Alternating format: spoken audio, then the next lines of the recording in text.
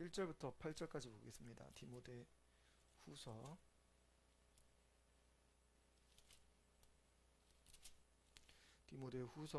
4장 1절부터 8절까지 말씀 읽도록 하겠습니다. 한 목소리로 같이 읽겠습니다.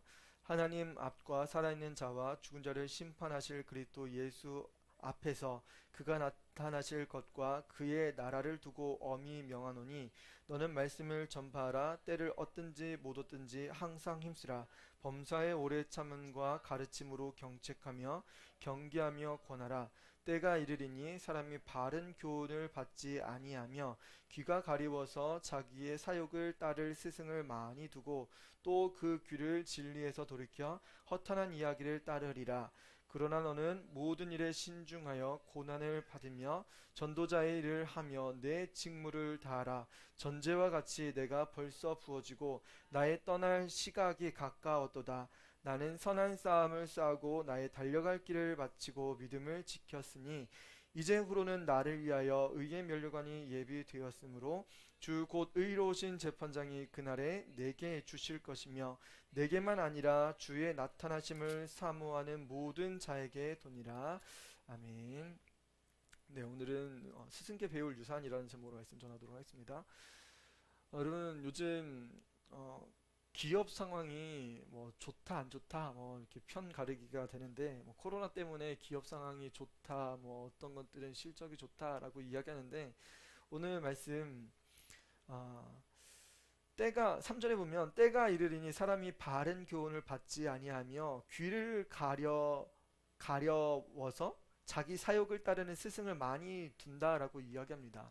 이 이야기가 뭐냐면 때가 이르면 이렇게 말세로 가면 갈수록 어떤 현상이 일어나냐면 사람들이 바른 교훈을 받지 않습니다. 예수님이 누군지 예수님 믿으세요? 믿지 않는 그런 풍조들이 많아지고 또 교회로 나오지 않는 그런 모습들이 굉장히 많이 등장하는 모습을 사도 바울이 기록하고 있습니다.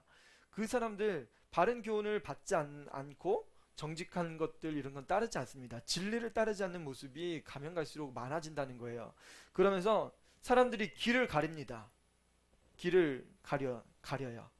그런 이야기 할 거면 저는 여기에 올 수 없습니다. 그런 이야기 듣고 싶지 않아요. 나는 떠날 거예요. 그런 이야기 할 거면 나랑 친구 되지 맙시다. 이렇게 이야기를 합니다. 사람들이 길을 가립니다. 길을 가리워서 자기의 사욕을 따를 스승을 많이 둔다고 이야기합니다. 자기의 스승, 자기의 사욕을 위해서 다른 사람들이 굉장히 많다고 이야기해요. 카페만 가도 뭐 스터디 그룹이 있죠. 많이 들어봤잖아요. 그리고 뭐 돈을 벌려고 하면 뭐 돈 버는 그런 카페로 들어가기도 하고 대학생들은 특히 뭐 취업 난이니까 취업 관련돼서 그런 동아들이 있습니다. 뭐 상담 어떻게 해야 되는지, 면접을 어떻게 해야 되는지, 자소서는 어떻게 써야 되는지 이런 것들을 연구하고 가르치고 하는 그런 것들을 자기들이 만듭니다. 그러면서 자기들이 굉장히 이런 것들을 두각을 나타낸다고 하면서 가르치기도 하고 하죠. 또 요즘은 기업이 어떤 현상이 나타나냐면 뭐 기업의 유능한 인재를 채용하기 위해서 너무 막 채용을 위해서 막 사람들을 돈을 써도 그 기업에 맞는 사람들이 채용이 안 됩니다. 심지어는 자기가 열심히 길러놓으면 다른 기업에서 와가지고 돈 주고 빼가고 그래서 산업 스파이 되고 중국에서는 뭐 돈 뭐 몇 배를 더 줘가지고 뭐 기술 유출이 되는 그런 현상들이 나타납니다. 그래서 기업들은 어떻게 하냐면 자기들이 자기 기업에 맞는 유능한 인재를 만들기 위해서 대학교를 만들어요. 산업 정책을 그렇게 만들어 갑니다. 뭐 SK도 그렇고 삼성도 그렇고 뭐 자기 기업에 맞는 인재를 만들기 위해서 반도체 관련된 사람을 육성해요. 그리고 뭐 산업 뭐 LCD나 LED나 뭐 이런 것들을 만드는 것에 자기 기업이 모티브가 돼가지고 기업에서 투자해서 교수를 만들고 거기서 사람들을 융성을 합니다. 그러면 거기에서 뭐 장학금도 내고 뭐 집도 해주고 여러 가지 하면서 그 사람들이 잘 그 기업에서 활용할 수 있게 만들어내는 거죠. 사람들이 자기 사욕을 따르는 스승을 많이 둡니다. 많은 사람들이 자기 이익을 위해서만 너무나 많은 일들을 한다는 거예요. 그런 모습이 가면 갈수록 많아진다고 성경은 이야기하고 있습니다. 여러분, 이런 모습을 볼 때 뭐 어떤 사람들은 그런 거죠. 이렇게 가정이 어려우면 가정사, 가정 형편 이런 것들의 상담을 받고 뭐 그룹 토의도 하고 뭐 토론방을 만들고, 어떤 사람들은 자전거를 좋아하는 사람들은 자전거 동호회, 어떤 사람들은 내 차가 최고야 그래서 동호회를 들기도 하죠. 뭐 카니발 동호회, 그랜저 동호회, 뭐 이런 동호회들 많이 만듭니다. 뭐 나는 삼성만 써 그래서 삼성 패밀리 해가지고 삼성 카페도 만들고 LG 카페도 만들고, 애플 마니아들끼리 모여가지고 애플 뭐 그런 토론만도 만들고 그럽니다. 여러분, 범죄자들도 그런 방을 만듭니다. 여러분 알고 계시나요? 깜빵에서 만들죠. 깜빵에서 감옥에서 감옥에 여러 가지 제목을 가지고 있는 사람들이 그 사람들끼리 모여가지고 다음에 어떤 범죄를 조직할 건지 그런 것도 영화를 보면 많이 등장하는 소재 중에 하나죠. 실질적으로 그런 사람들이 나와서 협업으로 사기치고 많은 사람들에게 해를 끼치는 그런 모습도 볼 수 있습니다. 여러분, 바른 교훈을 듣지 않고 사람들이 자기의 사욕을 따르면서 스승을 만들어내는 그런 모습을 볼 수 있습니다. 그러면서 사람들은 그것을 희열을 느끼고 정말 잘하고 있어. 최근에 저도 굉장히 재밌게 봤던 드라마인데요. 빈센조, 여러분 아시나요? 송중기 배우가 나와가지고 그 마피아 방법으로 불의를 처단하는 그런 모습.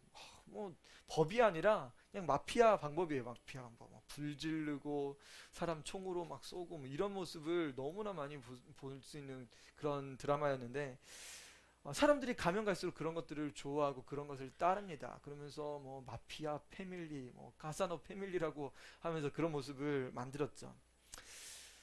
사람들이 그거 굉장히 재밌게 유쾌하게 봤던 그런 모습을 볼 수 있어요. 왜 그랬냐면 그와 대항했던 조직이 누구였냐면 악한 그룹이었기 때문에 그렇습니다.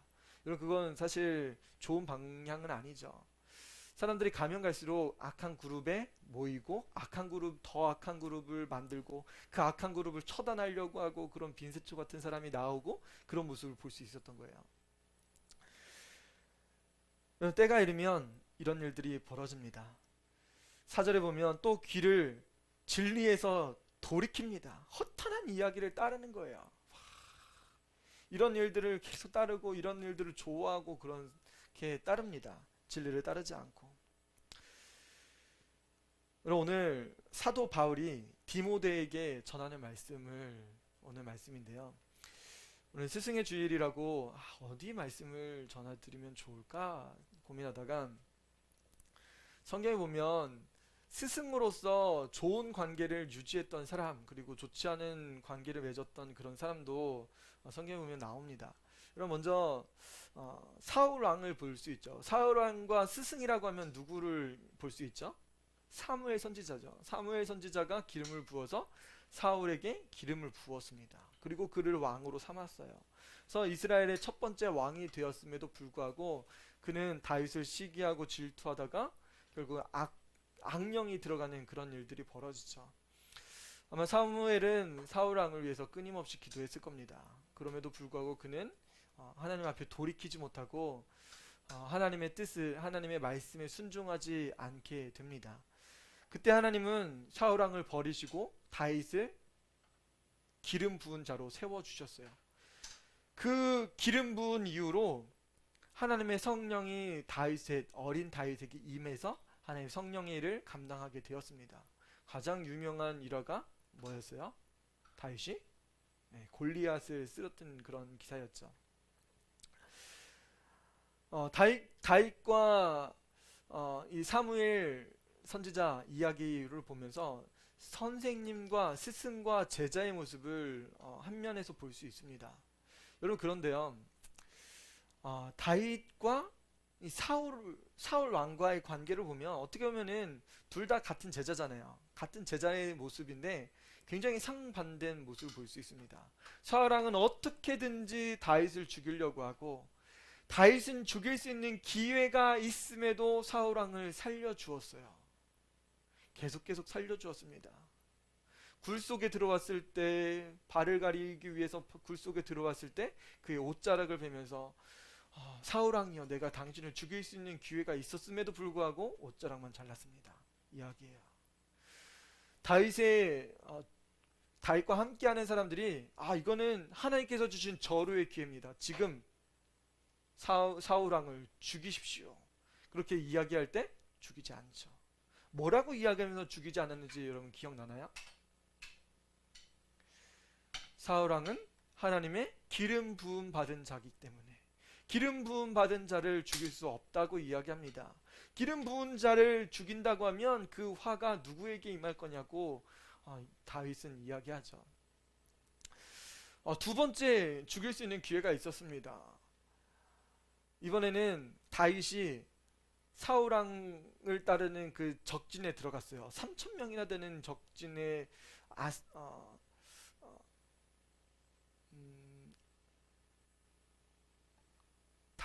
다윗과 한 사람이 들어갔는데요. 그 아사셀인가요? 이름이 기억이 잘 안 나네. 갑자기 생각이 안 나네요. 네, 다윗의 아합왕이 요 네, 하여튼 그 둘이 사울왕을 죽이러 사울왕에게 갔습니다. 밤에 근데 다 자는 와중에 창과 물병만 이렇게 들고 나와서 죽이지 않는 그런 모습을 볼 수 있었어요. 그 종이 그런 이야기를 하는 거예요. 지금 내가 창을 들어가지고 사울왕을 죽일 수 있는 저로의 기회입니다 라고 하는데 다윗은 죽이지 않죠. 그때도 뭐라고 이야기해요? 하나님의 기름 부은 자를 죽일 수 없다고 이야기합니다. 여러분, 오늘 스승께 배운 유산이 제목입니다. 여러분, 다윗은 어떤 마음을 가지고 있었던 거예요? 사무엘 선지자를 통해서 무엇을 간직하고 있었던 거예요? 사무엘 선지자는 하나님의 기름 부은 자들을 위해서, 이스라엘을 위해서 기도하지 않는 죄를 범치 않겠다고 이야기하면서 끊임없이 기도했던 거예요. 거기에 누구도 포함되어 있을까요? 물론 왕은 무조건 절대적으로 포함될 수밖에 없습니다. 왕을 위해서 선지자가 기도하는 것은 당연한 거예요. 여러분, 주의 종들이 대통령을 위해서 기도해야 될까요? 안 해야 될까요? 똑바로 살지 않는 대통령들을 위해서도, 범죄하고 있는 나라 위정자들을 위해서도 기도해야 되는 거예요. 우리는 나라 민족을 위해서 기도하는 겁니다. 이런 사무엘 선지자는 기도했어요. 다윗은 그 사실을 알고 있었을 거예요. 다윗은 사울 왕을 죽일 수 있는 기회가 있음에도 불구하고 그 기름 부음의 그 권위가 어디서부터 오는지 알았던 거예요. 하나님으로부터 왔던 그 권위, 그것을 인정하고 그것을 위해서 기도하고 있었던 사무엘 선지자를 알고 있었어요. 그가 지금도 끊임없이 기도하는 것을 알고 있었을 거예요. 사울왕 다윗이 충분히 서로 죽일 수 있는 기회가 있잖아요. 사무엘 선지자가 이거를 몰랐을까요? 아마 소문을 듣고 아마 사무엘 선지자도 알았을 거예요. 그럼에도 불구하고 사무엘 선지자는 무엇을 위해서 기도했을까요? 사울왕이 다윗의 손을 통해서 죽지 않길 아마 기도했을 거예요. 다윗이 사울을 죽이지 않길 위해서 기도했을 거예요. 그럼에도 불구하고 하나님께서 기름 부어주신 자가 다윗인 것을 사무엘 선지자는 알았습니다. 하나님, 다윗이 온전한 왕이 될 수 있게, 거룩한 왕이 되기 위해서 끊임없이 기도했을 겁니다. 여러분, 다윗이 그 사실을 알았을까요? 몰랐을까요? 참으로 감사하게 스승께 배운 유산이라고 오늘 제목이에요. 다윗은 그 사실을 깨달았을 거예요. 하나님의 기름 부음의 권위가 얼마나 크고 얼마나 위험적인 것을 다윗은 알았을 거예요.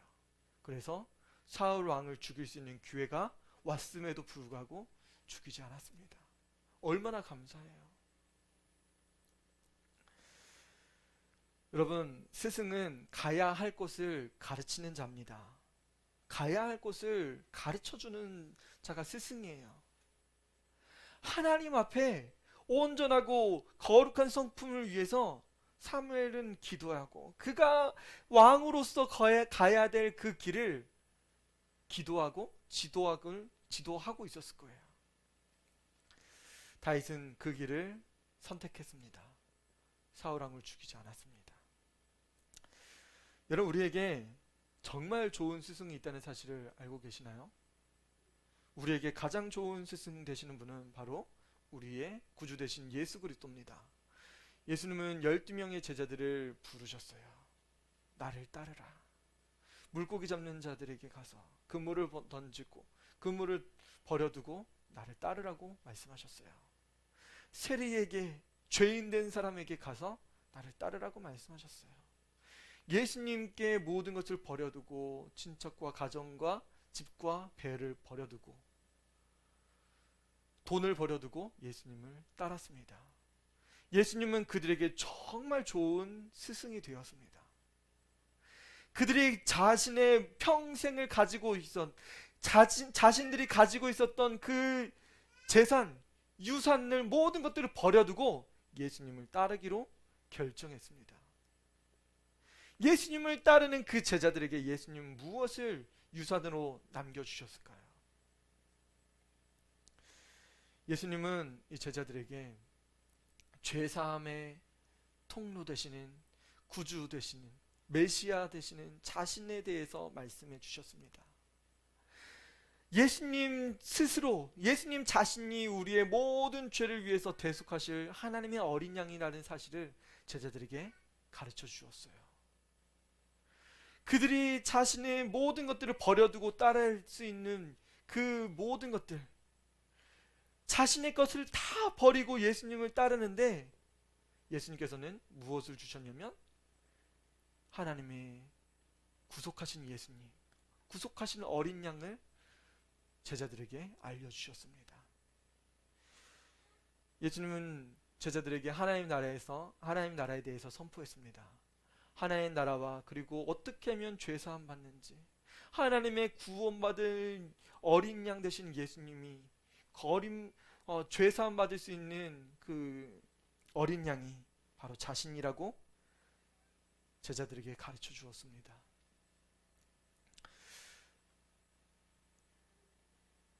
예수님은 사랑하는 성도들에게 제자들이 어떻게 살아야 되는지도 알려주셨습니다. 복음을 전하는 삶을 살라고 알려주셨습니다. 예수님의 삶을 따라서 제자들은 복음을 전하는 삶을 살게 되었습니다. 성령 안에서 변화되고 이 제자들이 변화되어서 복음을 전합니다. 그때 예수님을 따르는 사람들을 시기하고 미워했던 한 사람이 있었어요. 그 사람의 이름이 바로 사울이었죠. 예수님을 믿는 사람들을 핍박하고 가두고 매질하고 심지어는 죽이기까지 했던 사람이 이 사울이었습니다. 그가 다메섹에 가는 길에, 예수님을 믿는 사람들을 핍박하기 위해서 다메섹에 가는 길에 예수님을 만나게 되었습니다. 예수님을 만난 이후로 그는 변화되어서 이방인의 사도로 부름받았습니다. 그가 이방인의 사도로 부름받아서 많은 사람들에게 이방 땅끝까지 가서 로마에 가서 복음을 전하기 시작합니다. 그때 만난 사람이 누구였냐면 이 디모데입니다. 루스드라라는 지역에 갔을 때, 2차 전도 여행에 갔을 때 루스디아라는 지역에서 디모데를 만나게 되었습니다. 이 디모데는 착한 사람이었죠. 너무 예수님을 충성되이 따르는 사람이었습니다. 그의 부모님, 아버지는 비록 헬라인이었지만 어머니는 유대인이었습니다. 그리고 외조모, 외할머니도 예수님 믿는 사람이었습니다. 그래서 그들을 통해서 예수님을 알게 됐고 믿게 됐고, 사도 바울을 통해서 예수님이 어떤 분이신지에 대해서 예수님을 따르는 사람이 되었습니다. 예수님의 종된 삶을 이 디모데가 따르게 되었습니다. 사도 바울은 마지막 때에 대한 가르침을 이 디모데에게 가르쳐 주고 있어요. 여러분 2장 5절 말씀 한번 볼게요.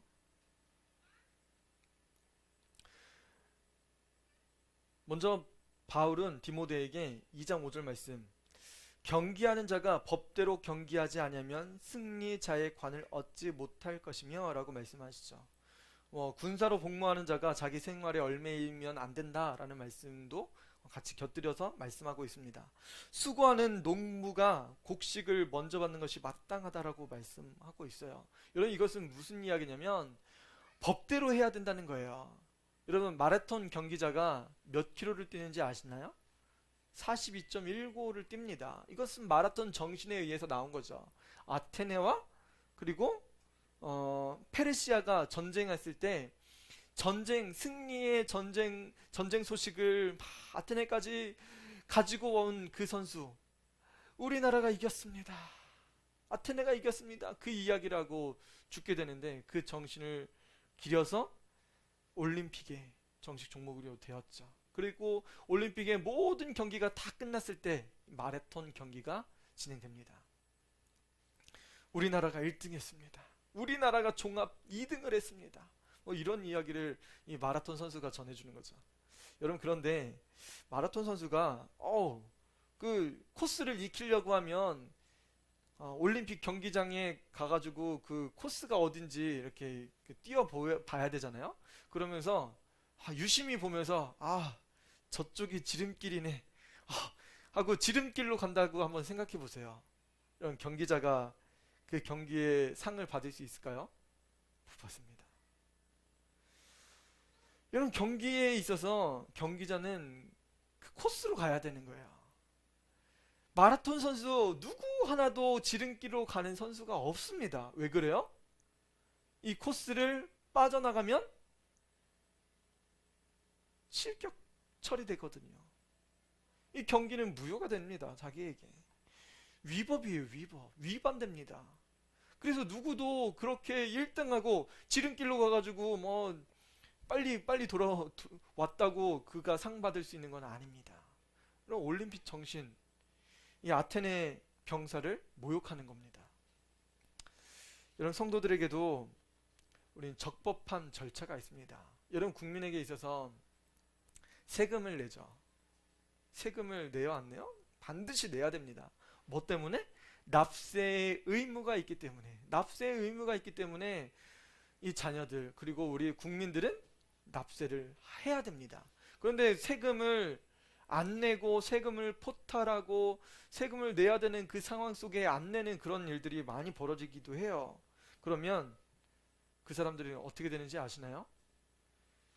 이 세금을 통해서 국가가 운영되는데 세금을 내지 않으면 납세 위반자라고 공고가 뜨고 그들에게 세금 추집 명령이 들어오고 그들에게 가압류가 들어갑니다. 집안에 있는 현금 그리고 재산, 자동차나 다 딱지가 붙으면서 다 압류가 돼버리죠.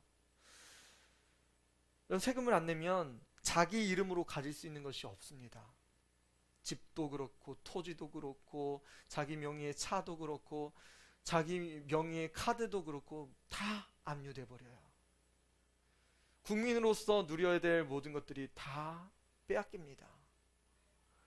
건강의 혜택도 그리고 소득에 나중에 우리 연금 받죠. 연금의 그런 모든 것들이 다 사라지는 거예요. 여러분 법대로 경기를 해야 됩니다. 법대로 해야 되는 거예요. 그럼 사도 바울은 디모데에게 법대로 해야 되는 것을 가르쳐 주었어요.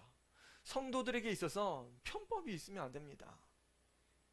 우리는 온전한 법을 따라야 되는 거예요. 우리가 구원받을 수 있는 유일한 방법이 뭐예요? 유일한 법? 바로 예수 그리스도 안에서 나타납니다. 이 법은 바로 진리라고 볼 수 있는 겁니다. 진리라고 할 수 있는 거예요. 예수님만이 우리의 죄를 구속하신 유일한 분. 우리는 예수님으로 인해서 구원받고 그의 은혜로 죄사함 받은 하나님의 자녀가 되었습니다. 이것은 법처럼 딱 정해진 거예요. 그의 이름을 부르는 자는 구원을 받습니다. 성령 안에서 인침을 받습니다. 법이에요. 하나님께서 도장을 딱 찍어 주셨다는 거예요. 예수님 믿으면 너는 죄사함 받아. 죄사함 받은 겁니다. 그런데 죄사함 받았음에도 불구하고 그의 이름을 찬양하지 못하고 그를 예배하지 못하는 사례들이 등장합니다. 여러분, 그럴 때 어떤 일이 벌어질까요? 하나님께 예배하지 못하고 하나님 앞에 나아가지 못할 때 하나님의 법이 깨어집니다. 누가 깬 거예요? 하나님이 깨신 건가요? 아닙니다. 누가 법을 깬 거예요? 법을 지키라고 말씀하고 계시죠. 법은 누가 지켜야 되는 거예요? 하나님과 인간이 지켜야 되는 거예요. 하나님은 법을 완전하게 지켜주셨어요. 그래서 이 성경을 주셨어요. 봐봐, 하나님이 법을 다 지키셨지. 모든 법을 다 지키셨어. 인간이 법을 지키지 않았을지라도 하나님께서는 긍휼을 베풀어 주시고 그 법을 초월해서 하나님께서 독생자 아들 예수님을 보내주셨다는 그 말씀까지도 법 안에서 이루어집니다. 모든 법을 다 지켜주셨어요.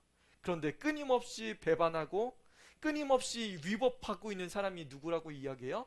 바로 인간이고, 바로 나라는 사실을 성경을 통해서 우리에게 알려주고 계신 겁니다. 우리는 위반했습니다. 우리는 위법했어요.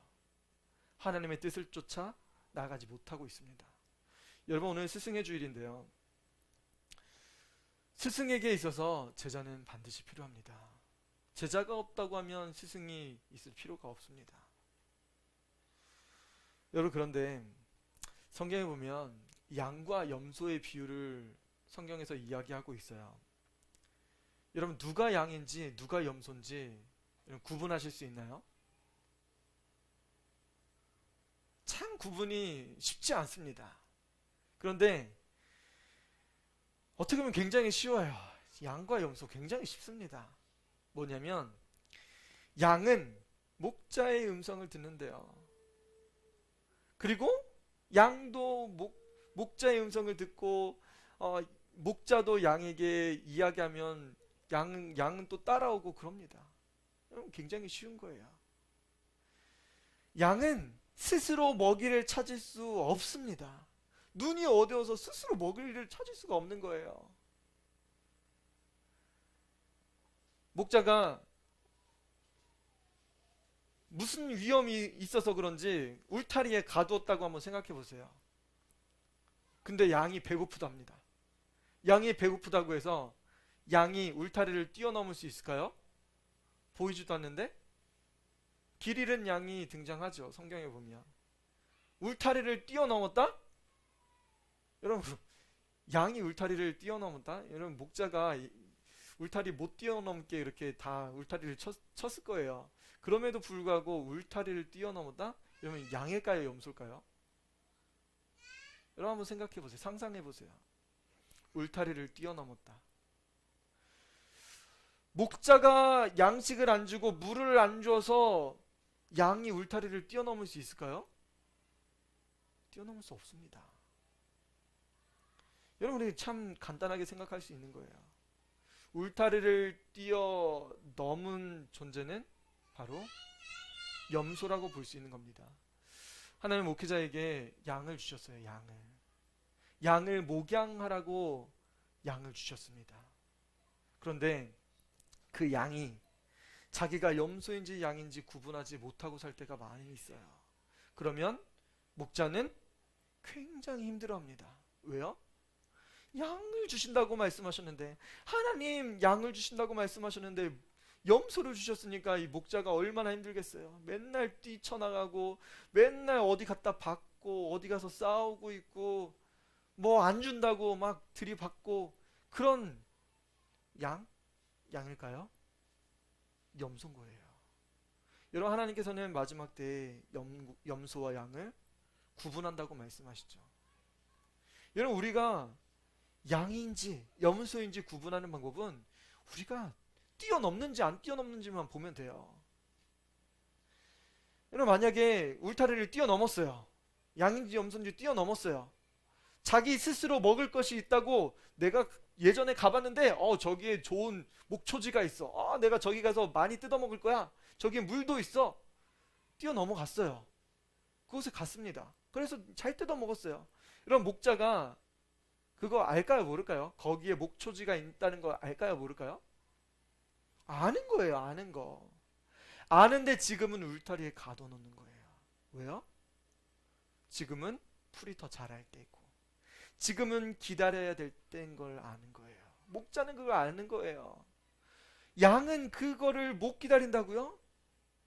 양 기다려야 됩니다. 염소는 뛰쳐나가지만 양은 기다릴 수 있어야 되는 거예요. 아무튼 뛰어나갔습니다. 여러분, 뛰어나가는데 아무도 그를 찾지 않아요. 찾아주지 않아요. 목자가 찾아주지 않는다.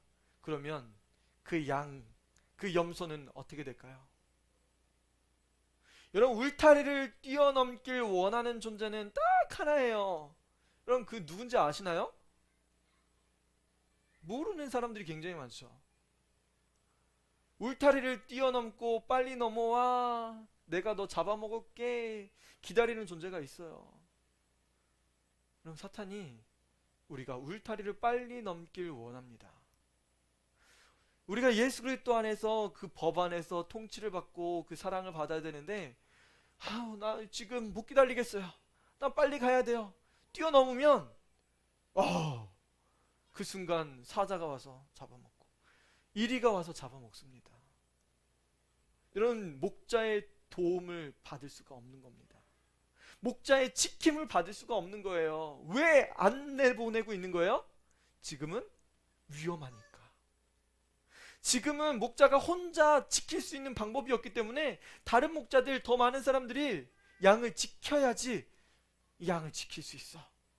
판단을 그렇게 내리는 거예요. 너네 지금 배고픈 거 알아, 조금만 더 기다려, 조금 더 기다려야 돼. 울타리를 넘은 자는 누구예요? 염소입니다. 염소. 여러분, 양은 하나님의 법을 지켜야 됩니다. 이 법을 지키는 존재여야 돼요. 두 번째, 사도 바울은 무엇을 가르쳤냐면 청년의 정욕에 대해서 가르쳤습니다. 여러분, 스승님은, 이 제자가 어느 때 가르치는 스승님이에요? 어렸을 때, 청소년기에, 사춘기 때, 청년 때, 혈기왕성한 시기에 가르치는 사람이 스승입니다. 그래서 2장 22절에 또한 너는 청년의 정욕을 피하고 주를 깨끗한 마음으로 부르는 자들과 함께 의와 믿음과 사랑과 화평을 따르라 라고 말씀하세요. 어리석고 무식한 변론을 버리라, 이에서 다툼이 나는 줄 알미라. 여러분, 청소년기에 조금 안다고, 더 많이 배웠다고, 책 많이 봤다고 선생님한테 대들어요. 어떻게 해요? 청년의 정욕을 가지고, 그리고 내가 알고 있는 이 변론, 무식한 것을 가지고 막 대듭니다. 선생님 그것도 모르세요? 내가 그거 배웠는데요. 막 손들고 지적하고 선생님 무시하기도 합니다. 이런 배우는 사람들은 청년의 정욕을 가지고 살아갑니다. 여러분, 선생님은 그것을 그때 가르치는 거예요. 이 청년의 정욕을 피하라고 가르치는 거예요. 깨끗한 마음을 가지라고 가르치는 겁니다. 여러분, 우리 깨끗한 마음을 우리 어린이들에게, 또한 청소년들에게, 우리 성도들에게 가르쳐야겠습니다. 가르침을 받고 있는 사람들은 청년의 정욕 때문에 막 혈기왕성해요. 목사님, 사모님, 진짜 짜증나 죽겠어요. 왜 그래요? 왜 나만 갖고 그래요? 여러분, 배우는 사람들은 다 그렇다 안 그렇다? 그 상황 가운데 있다. 어리석고 무식한 변론을 가지고 있다 할지라도 다툼이 나타나는 그 상황 속에서도 그것을 다스리게 해야 됩니다. 이 시기를 잘 가르쳐야 되는 거예요.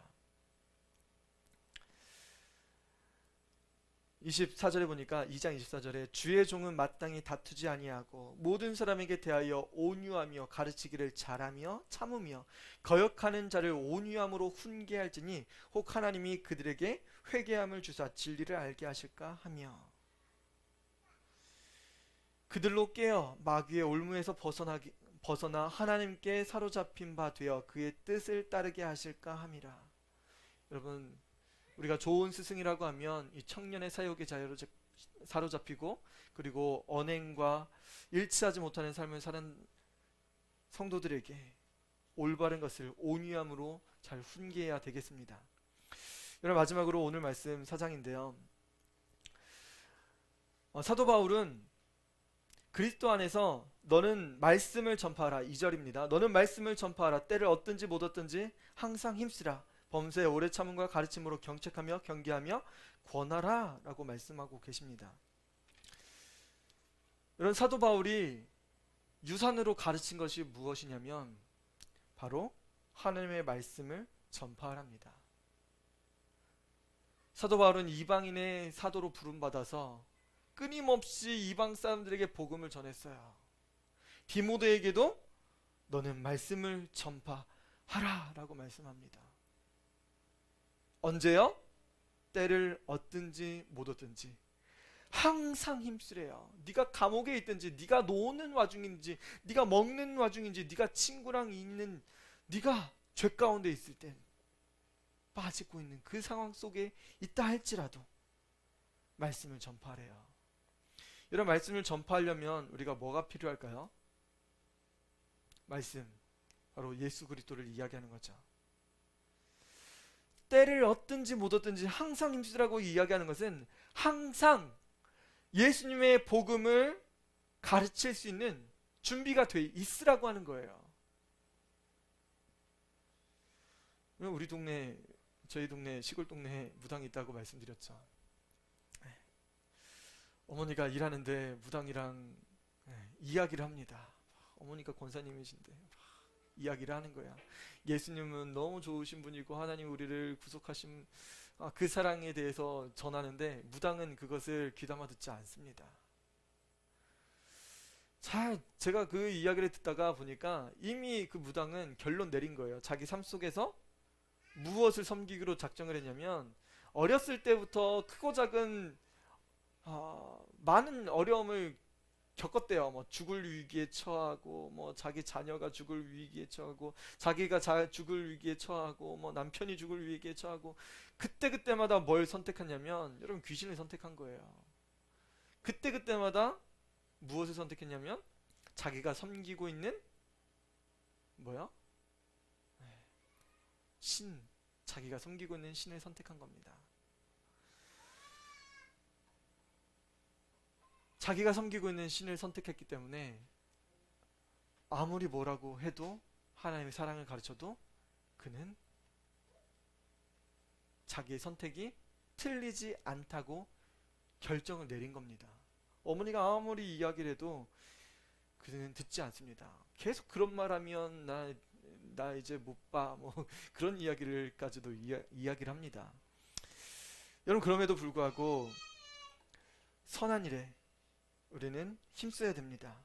때를 얻든지 못 얻든지 항상 힘쓰라. 범사의 오래 참음과, 여러분 범사의 오래 참음으로 그리고 가르침으로 예수님이 왜 좋으신 분이고 왜 예수님께서 우리를 사랑하시는 분이고 성경이 무엇인지 하나님의 말씀이 무엇인지 계속 가르치고 권하는 겁니다.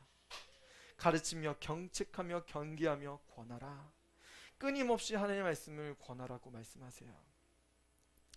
여러분, 사도 바울은 하나님의 말씀을 전파하는데 끊임없이 항상 범사의 모든 것들을 가르치라고 이야기해요. 말을 조리 있게 가르치고 또 성경을 통해서 그리고 세상적인 학문을 통해서도 하나님의 말씀을 가르치라고 전해주고 있습니다. 여러분, 디모데는 스승님으로부터 스승의 유산을 배우게 되었습니다. 스승의 유산이 바로 하나님의 교회 안에서 이루어졌습니다. 여러분, 이 모든 것들이 다 예수 안에서 교회로 확산됩니다. 예수님 안에서, 그리고 또 제자들을 통해서, 사도 바울을 통해서 또 교회로 확장됩니다. 하나님의 말씀을 전하는 기관이 바로 교회가 된 거예요.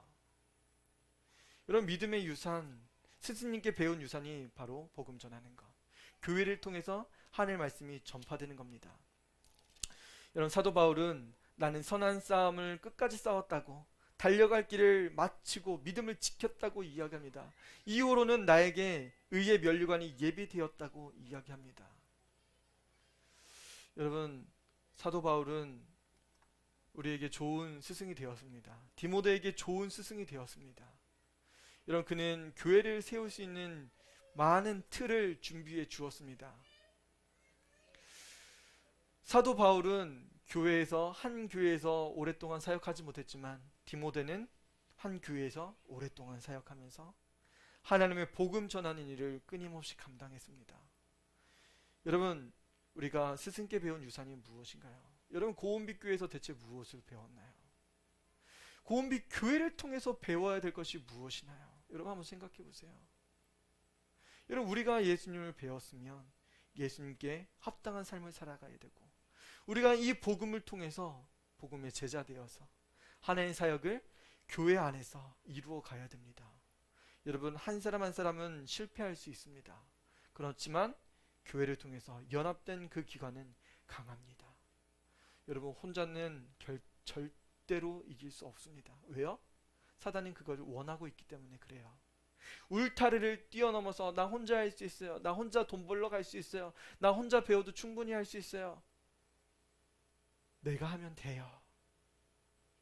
여러분, 사단은 그것을 원하고 있습니다. 여러분, 염소처럼 살지 마시고 양처럼 순결하여서 하나님, 나에게 도움을 주세요. 내가 기다리겠습니다. 내가 인내하겠습니다. 내가 때를 참고 기다리겠습니다. 지금 아니라고요? 그러면 조금 더 기다릴게요. 예수님 도와주세요. 하나님의 말씀을 전할 수 있는 그 시기를 여러분 기대하면서 소망해야 됩니다.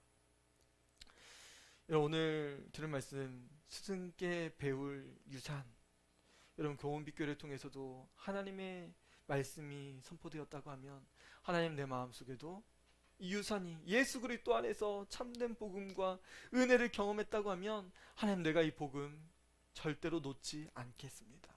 복음 안에서 하나님의 사랑을 깨닫고 죄사함 받았습니다. 그 크신 사랑, 그 은혜를 찬양하며 그의 이름 앞에 나아가 하나님께 경배하길 소원합니다.